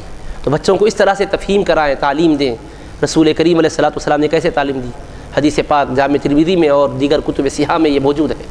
اسی طرح سے ان کو ابتدا سے ہی اللہ اس کے رسول علیہ السلام کی پیاری باتیں سنائیں، ان کے عقیدوں کو مضبوط کریں۔ سب سے پہلی تربیت میں جب تعلیم کا مرحلہ آئے تو عقیدے کی درستگی کا آتا ہے۔ اللہ نے قرآن مجید میں فرمایا، حضرت لقمان کا ذکر کیا، وہ بڑے حکیم تھے، دانشور تھے، دانا تھے، بینا تھے، اللہ نے ان کا ذکر کیا۔ وَإِذْ قَالَ لُقْمَانُ لِابْنِهِ وَهُوَ يَعِظُهُ يَا بُنَيَّ لَا تُشْرِكْ بِاللَّهِ، یاد کرو لوگو لقمان علیہ السلام کو جب وہ اپنے بیٹے کو نصیحت کرتے ہوئے فرما رہے تھے، میرے پیارے بیٹے، انداز شفقت دیکھیے، انداز تربیت دیکھیے، یا بنی لا تشرک باللہ، اے میرے لخت جگر، نور نظر، اے جانے پدر، لا تشرک باللہ، بیٹا اللہ کے ساتھ کسی کو شریک نہ ٹھہرانا، ان الشرک لظلم عظیم، بے شک شرک بہت بڑا ظلم ہے۔ اپنے عقیدے کو سنوارنا، عقیدے کو درست رکھنا، عقیدے کو خراب ہونے نہ دینا۔ اللہ نے ان کی نصیحت کو ذکر کیا، اور آگے بھی نصیحتیں ان کی آگے آ رہی ہے۔ اللہ نے بیچ میں پھر ماں باپ کا تذکرہ فرما دیا، وَوَصَّيْنَا الْإِنسَانَ بِوَالِدَيْهِ، ہم نے انسان کو وصیت کی کہ اپنے ماں باپ کے ساتھ وہ اچھا سلوک کرے۔ باپ ایسا مہربان کہ بیٹے کے بارے میں فکر پہلے یہ کرتا ہے کہ اس کا عقیدہ اچھا رہے، وہ بدعقیدہ ہونے نہ پائے، وہ گمراہ ہونے نہ پائے، غلط راستے پر جانے نہ پائے، باپ کو یہ فکر ہے۔ تو اللہ نے یہیں پر ماں باپ کی شفقت کے تناظر میں نصیحت کر دی ہے کہ انسان کو ہم نے تاکیدی حکم دیا وہ ماں باپ کے ساتھ اچھا سلوک کرے۔ حملته امه وهنا على وهن وفصاله في عامين ان اشكر لي ولوالديك الي المصير، کہ ماں نے بڑی مشقت کے ساتھ اس کو پیٹ پہ رکھا ہے، بڑی مشقت سے جنم دیا ہے، اور دودھ پلاتی رہی 2 سال تک۔ اللہ نے نصیحت کی، ان اشکر لی ولوالدیک، اے بندے تو میرا بھی شکر کر، اپنے ماں باپ کا بھی احسان مان، کتنی تیری تربیت کیے ہیں، کس طرح تجھ کو پالے پوسے ہیں، کس طرح بڑا کیے ہیں، احسان کو مان۔ ولوالدیک الی المصیر، یاد رکھنا پلٹ کر میرے پاس ہی تجھ کو آنا ہے۔ تو مقصد دنیا میں جانے کا دنیا میں رہنا نہیں ہے، عبادت کرنا ہے اور اللہ کو راضی کرنا ہے، پھر اس کے بعد عالم آخرت کا سفر کرنا ہے۔ پھر اللہ نے فرمایا وَإِن جَاهَدَاكَ عَلَىٰ أَن تُشْرِكَ بِي مَا لَيْسَ لَكَ بِهِ عِلْمٌ، اور اگر ماں باپ تجھ کو تاکید کریں اور تجھ پر دباؤ ڈالیں اس بات کے بارے میں کہ تو میرے ساتھ شریک ٹھہرائے کسی کو، فَلَا تُطِعْهُمَا، تو ماں باپ کے بھی یہ بات نہ ماننا، ہر بات ماننا نہیں ہے. اگر غلط راستے پر جانے کے لیے کہہ رہے ہیں تو اس راستے پر نہیں جانا. اگر بدعقیدہ بننے کے لیے کہہ رہے ہیں تو بدعقیدہ نہیں بننا. فرمایا فلا تطعهما وصاحبهما فی الدنیا معروفا. ہاں البتہ دنیا میں ماں باپ ہیں ان کا اہتمام کرو، احترام کرو، ان کے ساتھ اچھا معاملہ کرو. انہوں غلط راستے پر جانے کا مشورہ دیے کہہ کر تم ان کو برا بھلا مت بولو. ان کی درستگی کی فکر بھی کرو، عقیدے ان کے بھی صحیح ہو جائیں. اگر صحیح نہیں ہو پا رہے ہیں کوشش کرتے رہنا، دنیاوی سلوک برابر جاری رکھنا. وصاحبهما فی الدنیا معروفا. پھر فرمایا ماں باپ غلط راستے پر جانے کا مشورہ دیے تو ان کے مشورے کو نہیں ماننا. پھر کس کی بات پر عمل کرنا؟ فرمایا واتبع سبیل من اناب الیہ. اس کے راستے پر چلنا جو میری طرف رجوع ہوئے ہیں، جو میرے نیک بندے ہیں، جو میری راہ میں چلنے والے ہیں، میری طرف آنے والے ہیں، عبادت گزار ہیں، پرہیزگار ہیں، متقی ہیں، خوش اخلاق ہیں، اچھے عادات و اطوار کے مالک ہیں. ایسوں کے راستے پر چلنا. اسی سے یہ بات بھی معلوم ہوئی قرآن کے راستے پر چلنا ہے. قرآن ہی فرما رہا ہے کہ اچھوں کے راستے پر چلو. جو اچھے ہیں ان کا جو راستہ ہے وہی قرآن کا راستہ ہے، وہی حدیث کا راستہ ہے. اللہ والوں کا راستہ اختیار کرنا وہ قرآن و حدیث ہی پر چلنا ہے. فرمایا واتبع سبیل من اناب الیہ ثم الیہ مرجعکم. پھر پلٹ کر میرے پاس ہی تم کو آنا ہوگا. فانبئکم بما کنتم تعملون. میں تم کو بتلا دوں گا جو کچھ تم کرتے ہو. ان دونوں آیتوں میں اللہ پاک نے پھر ماں باپ کے بارے میں سمجھایا، نصیحت کی. پھر حضرت لقمان کی نصیحت کا تسلسل پھر جوڑ دیا. لقمان نے اپنے بیٹے کو پہلی نصیحت کیا کی تھی؟ بدعقیدہ نہیں بننا، مشرک نہیں بننا، عقیدہ خراب نہیں کرنا، سچا عقیدہ رکھنے والا بننا. اب اس کے بعد انہوں نے اس کو سمجھایا اللہ کے بارے میں. یا بنی انہا ان تک مثقال حبۃ من خردل. اے میرے پیارے بیٹے. پھر یا بنیا کو دہرایا انہوں نے بچے کو متاثر کرنے کے لیے، پھر ڈرامہ شفقت سے مالا مال کرنے کے لیے پھر ریپیٹ کیا اس لفظ کو. اے میرے پیارے بیٹے تجھ سے مجھ کو بڑا پیار ہے، جو کچھ کہہ رہا ہوں تیرے بہتری کے لیے کہہ رہا ہوں، تیری بھلائی کے لیے کہہ رہا ہوں. سن لے بیٹے، جس پروردگار کو ہم مانتے ہیں وہ پروردگار کیسا ہے، اس کا علم کتنا وسیع ہے، وہ کیسا دانا و بینا ہے. سن لے انہا ان تک مثقال حبۃ من خردل. اگر رائی کے دانے کے برابر بھی کوئی شے، فتکون فی صخرۃ، کسی چٹان کے اندر بھی ہو، او فی السماوات یا فی الارض، یا آسمان و زمین میں کہیں بھی ہو، یاتی بہا اللہ، اللہ اس کو لائے گا. اللہ تبارک و تعالیٰ اس کی بھی خبر رکھتا ہے، اس پر بھی نظر رکھتا ہے. ان اللہ لطیف خبیر. بے شک اللہ باریک بھی ہے، خبر رکھنے والا ہے. تو اللہ کے علم کے بارے میں اس کو عقیدہ دیا. تو بچوں کی تربیت میں یہ عقیدے کی درستگی ہو، اللہ کے بارے میں سمجھایا جائے، عقیدہ توحید ان کو بتلایا جائے. اللہ دانا و بینا ہے. اللہ تبارک و تعالیٰ ہر پوشیدہ سے پوشیدہ چیز کو جانتا ہے. تو بچہ چھپ کر بھی غلطی نہ کرے، چھپ کر بھی چوری نہ کرے، ظاہری طور پر بھی غلطی نہ کرے، پوشیدہ طور پر غلطی نہ کرے. کیوں؟ اللہ جانتا ہے. یہ عقیدہ اس کو دیا جائے. ان اللہ لطیف خبیر. باریکیوں پر نظر رکھتا ہے.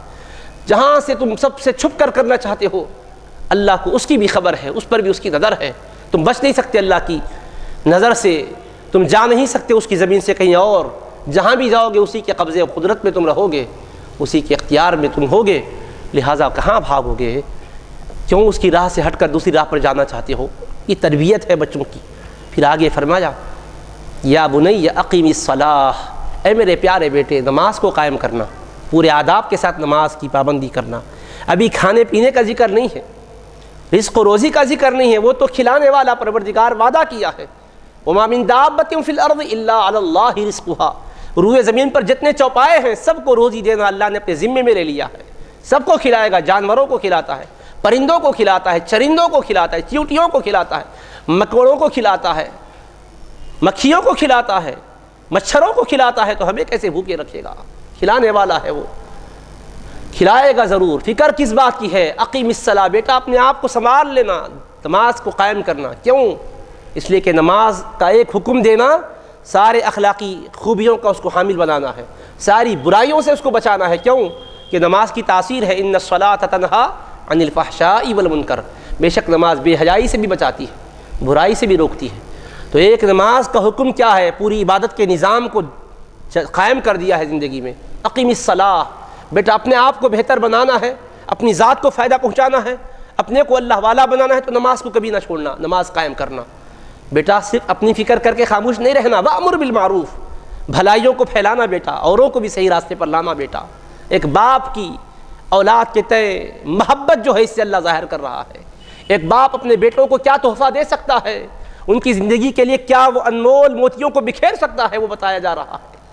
یا بنی اقیم الصلاۃ وامر بالمعروف وانہی عن المنکر، بیٹا بھلائیوں کا چرچا کرو، جہاں کوئی غلطی دیکھو بیٹا اس سے روکو، وانہی عن المنکر، اور برائیوں سے روکو، اچھائیوں کو پھیلاؤ، نیکیوں کو فروغ دو بیٹا۔ تم اپنے حد تک ہی بھلائیوں کو جمع کرنے والے نہ بنو، اوروں کے لیے بھی بھلائیوں کو پھیلانے والے بنو۔ تم خود ہی برائیوں سے بچنے والے نہ رہو، اوروں کو بھی برائیوں سے روکنے والے بن جاؤ، تاکہ تمہاری ذات بھی کمال پائے، تم سے اور لوگ بھی کمال پائے، فیض تمہارا تمہارے حد تک ہی نہ رہے، اوروں کو پہنچے، فیض رسا بن کر رہو، نفع بخش بن کر رہو۔ وَأَمُرْ بِالْمَعْرُوفِ وَانْهَ عَنِ الْمُنْكَرِ، اور بھلائیوں کا حکم دینا، برائیوں سے روکنا، یہ کوئی اتنا آسان کام نہیں ہے، بہت مشکل کام ہے۔ جب کوئی آدمی کسی کو غلط راستے سے روکتا ہے تو وہ جس کو غلط راستے کی عادت ہو گئی وہ اس کو یہ کہتا ہے کہ بڑا شکریہ بھائی، مہربانی آپ کی، آپ مجھ کو روکے۔ وہ کہتا ہے ارے واہ، بڑے پرہیزگار بن گئے تم مفتی اعظم بن گئے، تم کب سے ملا بن گئے، تم کب سے مرشد بن گئے۔ مختلف طعن تشنیع کے الفاظ سننے پڑیں گے، طعن و تشنیع سے اس کا دل زخمی ہوگا۔ فرمایا وَاصْبِرْ عَلَىٰ مَا أَصَابَكَ، بیٹا اس راہ میں اگر کوئی تکلیف بھی پہنچی ہے، دل بھی دکھتا ہے تو صبر کر لینا، اپنا راستہ نہیں چھوڑنا بیٹا۔ بھلائیوں کو پھیلانا ہے، پھیلا کے رہنا، برائیوں سے روکنا ہے، روکتے رہنا بیٹا۔ برے کام کو دیکھ کر خاموش نہیں بیٹھنا بیٹا، بتانا یہ برائی ہے، محبت سے بولو، غصے سے مت بولو، پیار سے بولو، چاہت سے بولو، شفقت سے بولو، مروت سے بولو۔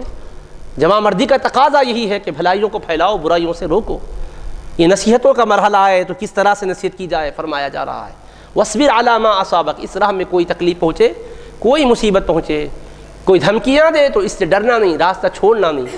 جس مشن کو لے کر آگے بڑھ رہے ہیں آگے بڑھتے جانا، جو کام کر رہے ہو کرتے جانا بیٹا۔ وَاصْبِرْ عَلَىٰ مَا أَصَابَكَ إِنَّ ذَلِكَ مِنْ عَزْمِ الْأُمُورِ، بیٹا یاد رکھنا یہ کوئی عام کام نہیں، بڑی ہمت کا کام ہے، بلندی والا کام ہے بیٹا۔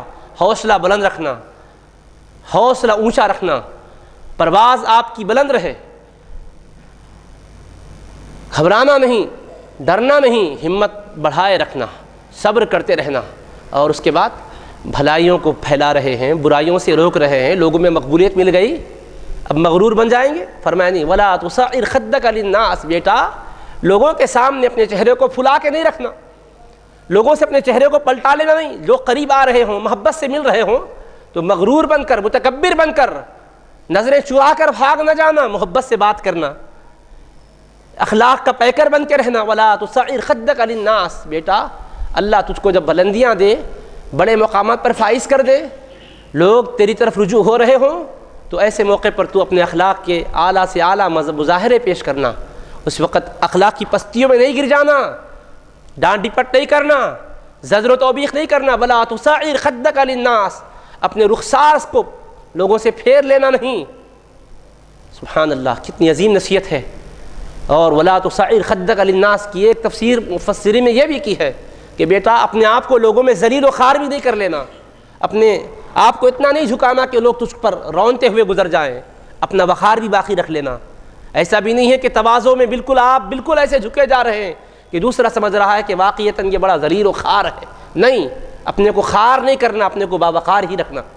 وَلَا تُصَعِّرْ خَدَّكَ لِلنَّاسِ، لوگوں کے سامنے اپنے چہرے کو ذلیل کر کے نہ رکھ لینا، اور متکبر بن کے اتراتے ہوئے بھی نہ رہنا۔ وَلَا تَمْشِ فِي الْأَرْضِ مَرَحًا، بیٹا زمین پر چل رہا ہو تو تکبر کی چال نہ چلنا، بلکہ تواضع کی چال چلنا، ایک مسکین بندے کی چال چلنا۔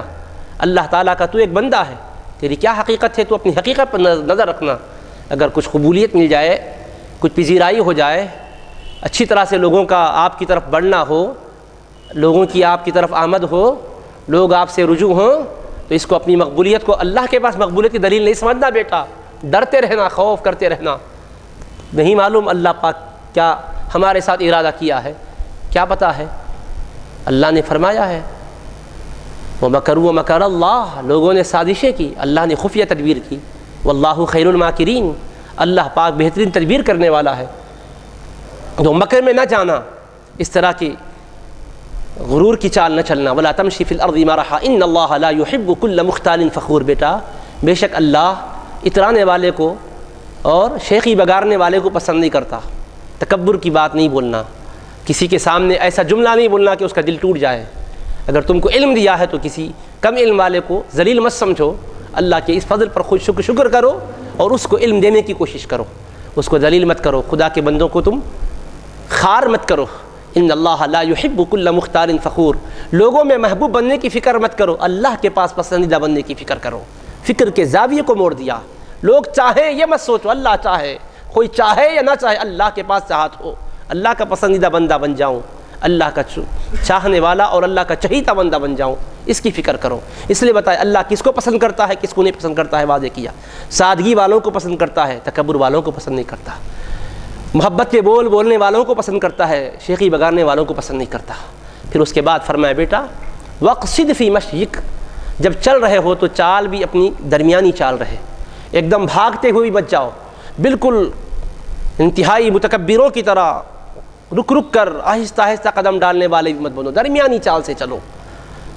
درمیانی چال سنت بھی ہے، حضور پاک علیہ السلام میانہ روی کو اختیار کرتے تھے، قصد اور توسط پسند فرماتے تھے۔ وقصد فی مشیک، ایک دم اعتدال کے ساتھ زندگی گزارو۔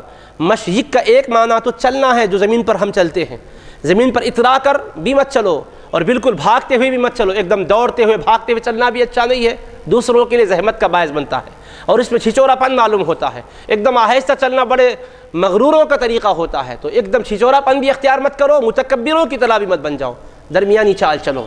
تو چلنے میں ایک مشیک سے مراد زمین پر چلنا ہے، دوسرا اس کا معنی ہے مشیک سے مراد طرز زندگی۔ بیٹا زندگی کے ہر طرز میں تم درمیانی راستے پر رہو، نہ افراط میں جانا نہ تفریط میں جانا، نہ تو غلو کرنا نہ بالکل نیچے کرنا، درمیانی راستے پر چلنا۔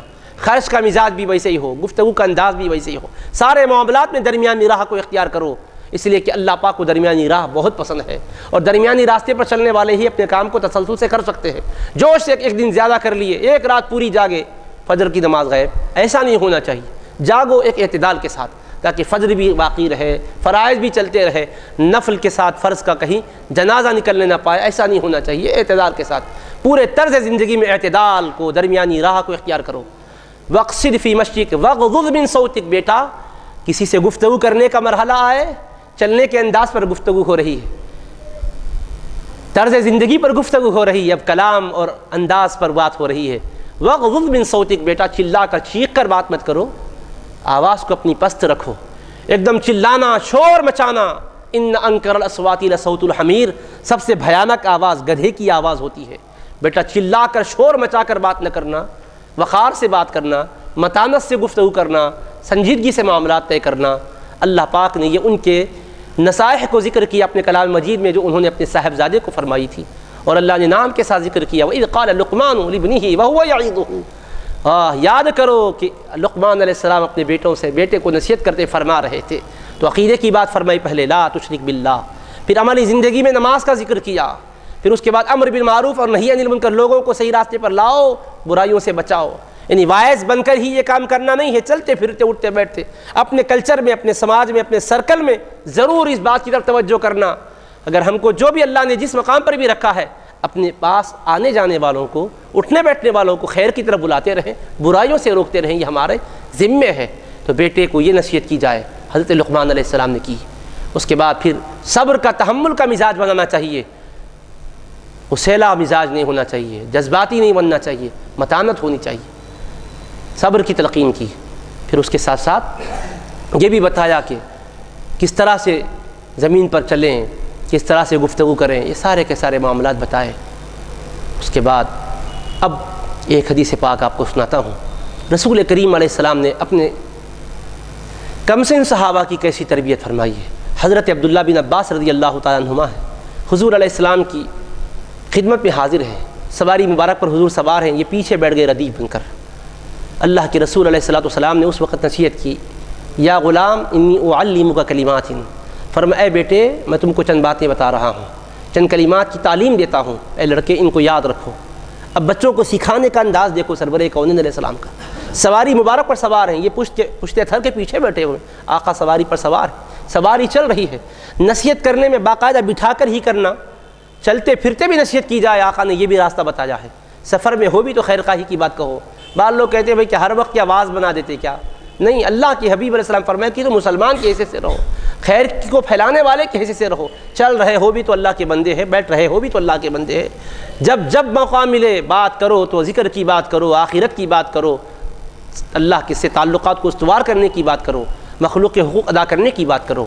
تو حضور علیہ السلام نے فرمایا یا غلام انی اعلمک کلمات، میں چند باتیں تم کو سکھاتا ہوں بیٹا، یاد رکھنا۔ فرمایا احفظ اللہ یحفظک، اے میرے بیٹے نصیحت کی محبت بھرے انداز میں فرمایا بابا اللہ تبارک و تعالیٰ کے احکام کا خیال رکھو، اس کے اوامر اور نواہی کو بجا لاؤ، اس نے جو کام کرنے کے کیے ہیں کہے ہیں ان کو کرو، جن سے رکنے کے لیے فرمایا ان سے رکو، اللہ کو یاد رکھو، یحفظک، وہ اللہ تمہاری حفاظت فرمائے گا۔ کیا انداز ہے محبت بھرا، احفظ اللہ یحفظک، اللہ تبارک و تعالیٰ کو تم یاد رکھو، وہ اللہ تمہیں بھی یاد رکھے گا، اللہ تمہاری حفاظت فرمائے گا۔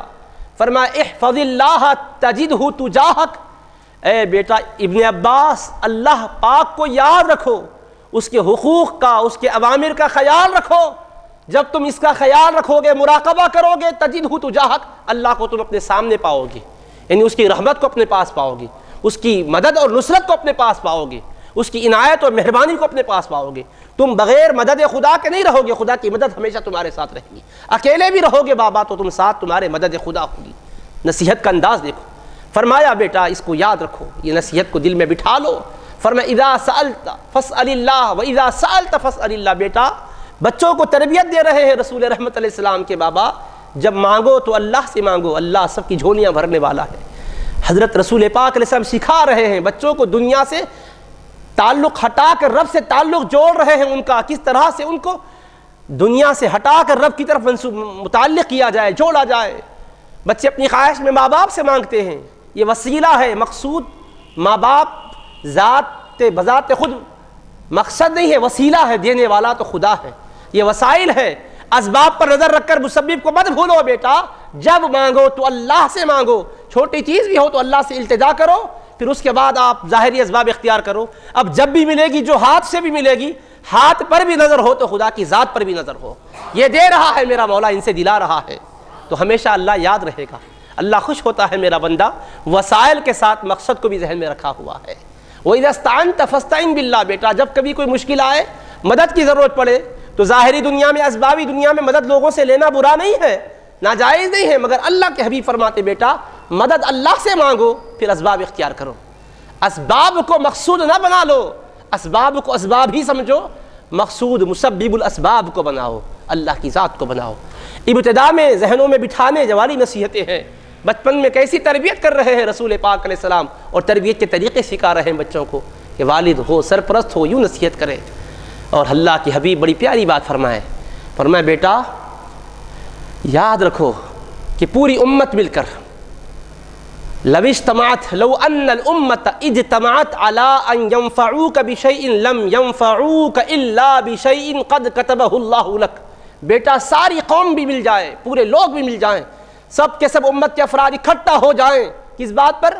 کہ تم کو فائدہ پہنچائیں گے، تم کو فائدہ پہنچانے کے لیے سب مل جائیں اور سب مل کر کوشش کریں کہ فائدہ پہنچائیں، تو یاد رکھنا اتنا ہی فائدہ پہنچا سکیں گے جتنا کہ اللہ نے تمہارے نصیب میں لکھ دیا ہے۔ توکل کی تعلیم دے رہے ہیں حضور پاک علیہ السلام۔ آج قسمت کا ہم شکوہ کرتے پھرتے ہیں، ہماری تقدیر بری ہے، تقدیر بری نہیں ہے، ہم برے ہیں، تقدیر بنانے والے نے قسمت بری نہیں بنائی ہے، بھلی ہی بنائی ہے۔ نظر رکھو اللہ کی ذات پر، سب نصیحت فرما رہے ہیں حضور علیہ السلام کہ سارے کے سارے لوگ مل کر بیٹا تم کو فائدہ پہنچانا چاہیں گے، اتنا ہی فائدہ پہنچا سکیں گے جتنا کہ اللہ نے تمہارے نصیب میں لکھ دیا ہے۔ مطلب یہ کہ کسی سے کوئی فائدہ پہنچے تو فائدہ پہنچانے والوں کو دیکھ کر اللہ کو نہ بھولنا، ان کو دیکھنا، اللہ کو یاد کرنا، اے اللہ میرے نصیب میں تم نے یہ فائدہ لکھا تھا، تو نے میرے نصیب کا فائدہ ان کے ذریعے سے ملا ہے، ان کا بھی شکریہ ادا کرنا، یہ نہیں کہ اسباب کو چھوڑ دو، کسی کا کوئی شکر نہیں۔ فرمایا حدیث پاک میں من لم یشکر الناس لم یشکر اللہ، جو لوگوں کا شکر ادا نہیں کرتا وہ اللہ کا بھی شکر گزار نہیں بنتا۔ اسی لیے تو ماں باپ کا شکر ادا کرو، فرمایا کیوں؟ بھیجنے والا تو اللہ ہے مگر ماں باپ ذریعہ بن گئے۔ ماں باپ کو ماں باپ سمجھو، خدا مت سمجھو، خدا کو یاد رکھو، ماں باپ کو وسیلہ مانو، ان کا بھی حق مانو، جو وسائل اور اسباب ہے ان کو بھی صرف نظر مت کر ڈالو، لیکن ان پر نظر رکھتے ہوئے خدا کی ذات کو مت بھولو، خدا کو فراموش مت کرو، اس کے احکام کو فراموش مت کرو، یہ مقصود ہے اس سے۔ تو فرمایا ہے وَإِنِ اجْتَمَعُوا عَلَىٰ أَن يَضُرُّوكَ بِشَيْءٍ لَمْ يَضُرُّوكَ إِلَّا بِشَيْءٍ قَدْ كَتَبَهُ اللَّهُ عَلَيْكَ، بیٹا سارے کے سارے لوگ جمع ہو کر تم کو نقصان پہنچانا چاہے، لوگ دھمکی دیتے ہیں، تم کو ذلیل کر کے رہیں گے، تمہاری دکان کو تباہ کر کے رہیں گے، تمہارے بچوں کو بے گھر کر کے رہیں گے۔ اب ہم ڈر جاتے ہیں، ارے اتنی بڑی دھمکی دے دی، نہیں معلوم کیا کرتے ہیں۔ حبیب پاک سکھا رہے ہیں بیٹا یاد رکھنا سارے لوگ مل کر تم کو نقصان پہنچانا چاہیں تو اتنا ہی نقصان پہنچا سکیں گے جتنا کہ اللہ نے تم پر نقصان لکھ دیا ہے، اس سے بڑھ کے کچھ نہیں کر سکتے۔ اگر کچھ ہو تو یہ کہنا لن یصیبنا الا ما کتب اللہ لنا، ہمارے نصیب میں جو اللہ نے لکھا ہے وہی تکلیف ہمیں پہنچے گی۔ اس کے بعد حبیب پاک فرماتے ہیں یاد رکھو بیٹا، رفعت الاقلام، لکھنے والے قلم اٹھا دیے گئے، وجفت الصحف، صحیفے خشک ہو گئے، سوکھ گئے۔ اور ایک روایت میں حضور پاک علیہ السلام نے فرمایا احفظ، یہ ترمذی شریف کی حدیث پاک تھی جو سنا رہا تھا، مسند عبد بن حمید میں حدیث پاک ہے۔ حضور پاک علیہ السلام فرماتے ہیں اے بیٹا ابن عباس، اے یا غلام، یاد رکھو احفظ اللہ تجدہ تجاہک، اللہ پاک کو یاد رکھو، اللہ کے احکام پر نگاہ رکھو، اللہ کی رحمتوں کو سامنے پاؤ گے، اس کی کرم نوازیوں کو سامنے پاؤ گے، وہ مہربان مالک کی مہربانیوں کو سامنے پاؤ گے، ہمیشہ کرم نوازی کر رہا ہوگا۔ فرمایا وتعرف الی اللہ فی الرخاء، بیٹا خوشحالی میں اللہ کو نہ بھولو، نعمتیں مل جائے تم نہ اللہ کو فراموش نہ کرنا، خوشحالی کے زمانے میں، نعمت اور دولت کی فراوانی کے زمانے میں اللہ سے جان پہچان پیدا کرو، اللہ کی معرفت پیدا کرو، اللہ سے رجوع رہو، اللہ کا ذکر کرتے رہو۔ ایسا نہیں مصیبت میں پڑ گئے تو اللہ کو یاد کر لیے، خوشحالی میں آ گئے تو پھر غافل ہو گئے، نہیں۔ جس وقت امتحان آ رہا ہے، نمازوں کی پابندی ہو رہی ہے، اب رزلٹ آنے کے وقت میں نتیجہ نکلتے ہی غافل ہو گئے، ادھر پھر رہے ادھر پھر رہے، نہیں، خوشحالی میں بھی خدا کو یاد کرو، خوشحالی کے زمانے میں اللہ تعالیٰ کے احکام پر نظر رکھو، اللہ سے اپنی معرفت اور اپنی پہچان پیدا کرو۔ اللہ تو جانتا ہے، ہر ایک کو جانتا ہے، ابھی سنے کہ چٹان کے اندر کی چیز کو جانتا ہے، زمین و آسمان میں رہنے والی چیزوں کو جانتا ہے، کوئی چیز چھپی بھی نہیں ہے، مگر تم اپنا تعارف رکھو، اللہ سے رشتہ جوڑ کے رکھو، خوشحالی میں اللہ سے رشتہ جوڑے ہوئے رکھو۔ کیا ہوگا؟ یعرفک فی الشدہ، تنگی آئے گی، مصیبت آئے گی تو اللہ بھی تمہیں یاد رکھے گا، اللہ تمہیں فراموش نہیں کرے گا۔ مصیبت میں تم ابھی ہاتھ بھی نہیں اٹھائے، اللہ خود مصیبت کو ٹال دے گا کہ میرا پیارا بندہ خوشحالی میں ہاتھ اٹھا کر مجھ سے دعائیں کرتا ہے، ذکر و اذکار کرتا ہے، مجھے پکارتا ہے، آ رہی مصیبت کو ٹال دے گا، اے مصیبت ادھر نہ جانا، وہ میرا پیارا ہے، مجھے پکارنے والا ہے، اللہ یاد رکھے گا۔ فرمایا اللہ پاک فضل فرمائے گا، فرمایا اور فرماتے وَعْلَمْ أَنَّ مَا أَصَابَكَ لَمْ يَكُنْ لِيُخْطِئَكَ، بیٹا یاد رکھو جو چیز تم کو پہنچی ہے وہ تم سے ٹلنے والی نہیں تھی، چوکنے والی نہیں تھی، جو آ گئی ہے وہ تو آنے والی تھی، بس آ گئی۔ اور وَمَا أَخْطَأَكَ لَمْ يَكُنْ لِيُصِيبَكَ، جو چیز چھوٹ گئی ہے، ایک چیز حاصل کرنا چاہتے تھے نہیں ملی تو سمجھنا کہ وہ ملنے والی تھی ہی نہیں۔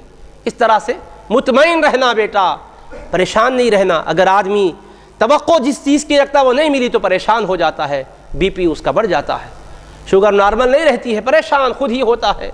حبیب پاک فرماتے کہ تمہارا بی پی نارمل ہی رہے، بڑھنے نہ پائے، پریشان نہ ہو، پریشان اور حرج میں نہ جانا، پریشان نہیں ہونا، طریقہ بتلا دیا۔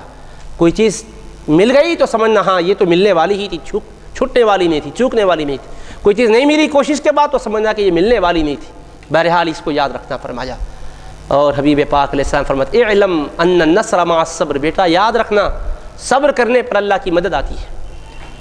مشکل حالات آئیں، پریشانیاں ہو تو صبر کا دامن ہاتھ سے تھامے رکھنا، چھوڑنا نہیں، مدد آتی ہے۔ وان الفرج مع الکرب، بیٹا پریشانی آ گئی گھبرانا نہیں، پریشانی آئی تو اس کا مطلب ہے کہ خوشحالی آنے والی ہے، راستے کھلنے والے ہیں۔ وان مع العسر یسرا، بیٹا یاد رکھنا مشکل کے ساتھ آسانی ضرور آنے والی ہے، آنے والی ہے۔ مشکل میں گھر جاؤ تو بیٹا یقین کرنا اب آسانی آنے والی ہے، کیونکہ اللہ کا وعدہ ہے فإن مع العسر یسرا، ان مع العسر یسرا، بے شک ایک مشکل کے ساتھ ایک آسانی ہے، بے شک اسی مشکل کے ساتھ ایک اور آسانی ہے۔ وَلَن يَغْلِبَ عُسْرٌ يُسْرَيْن، ایک مشکل دو آسانیوں پر غالب نہیں ہو سکتی، مشکل ایک ہوگی تو دو بار آسانی آئے گی، رحمتیں ملے گی، نعمتیں ملے گی۔ اس طرح کی نصیحتیں رسول پاک علیہ السلام نے فرمائی ہے۔ تو عزیزان محترم، یہ موضوع اولاد کی تربیت، اصول اور تقاضوں سے متعلق، طریقہ کار سے متعلق جو کچھ بھی اس پر گفتگو کی گئی ہے، بہرحال موضوع ابھی بھی تشنا طلب ہے، مزید باقی باتیں ہیں۔ اللہ پاک کے فضل و کرم سے آئندہ انشاءاللہ اس پر گفتگو ہوگی۔ ہم اللہ سے دعا کرتے ہیں کہ ارحم الراحمین اپنے فضل و کرم سے ہمیں حبیب پاک علیہ السلام کے اور اپنے بتلائے ہوئے طریقے پر عمل کرنے کی توفیق عطا فرما، ہمارے اولاد کو آنکھوں کی ٹھنڈک بنا، ہم سے جو خطائیں ہوئی ہیں درگزر فرما دے۔ اے ارحم الراحمین، ہمیں جو بیمار ہیں انہیں صحت کاملہ عطا فرما، جو پریشان حال ہیں ان کی پریشانیوں کو دور فرما، جو بے روزگار ہیں انہیں حلال و پاکیزہ روزی عطا فرما، جو لا اولاد ہیں انہیں نیک اور صالح اولاد عطا فرما۔ اے ارحم الراحمین، جو نوجوان بے راہ روی کا شکار ہے انہیں راہ راست پر آنا نصیب فرما دے، جو لڑکیاں غلط راستوں پر جا رہی ہے اللہ انہیں ہدایت نصیب فرما دے۔ اے پاک پروردگار جو دنیا سے جا چکے ہیں ان کی قبروں میں رحمت و انوار کی بارش برسا۔ اے اللہ گھروں میں اسلام کا ماحول بنا دے، قرآن کا ماحول بنا دے، سنتوں کا ماحول بنا دے۔ اے اللہ سارے کے سارے سماج کو صالح سماج سے بدل دے۔ اے کرم کرنے والے مولا ہمارے حال پر کرم فرما دے۔ اے اللہ ہمارے ظاہر و باطن کو پاک فرما دے، ہمیں ذکر و اذکار کا چسکا عطا فرما دے، ہمارے لطائف کو روشن و منور فرما دے۔ اے پاک پروردگار حضور نبی کریم علیہ السلام کی سنتوں سے معمور زندگی عطا فرما، جب تک دنیا میں زندہ رکھ، اسلام پر عمل کرتے ہوئے زندہ رکھ، وقت اخیر آئے تو ایمان پر خاتمہ فرما۔ حبیب پاک کے صدقے و طفیل مولا شفاعت رسول پاک سے ہم سب کو سرفراز فرما دے۔ محشر کے میدان میں سرکار کے حمد کے جھنڈے تلے ہمارا حشر فرما دے۔ دستے کرم مصطفیٰ سے جام کوثر پینا نصیب فرما دے۔ تڑپنے پھڑکنے کی توفیق دے، دل مرتضیٰ سوز صدیق دے، قوت عشق سے ہر پست کو بالا کر دے، دہر میں اسم محمد صلی اللہ علیہ وسلم سے اجالا کر دے۔ خدایا بحق بنی فاطمہ کہ برقول ایماں کنی خاتمہ، اگر دعوتم رد کنی ور قبول، منو دست و دامان آل رسول صلی اللہ تعالی علی خیر خلقہ سیدنا محمد وعلی آلہ وصحبہ اجمعین برحمتک یا ارحم الراحمین والحمد للہ رب العالمین۔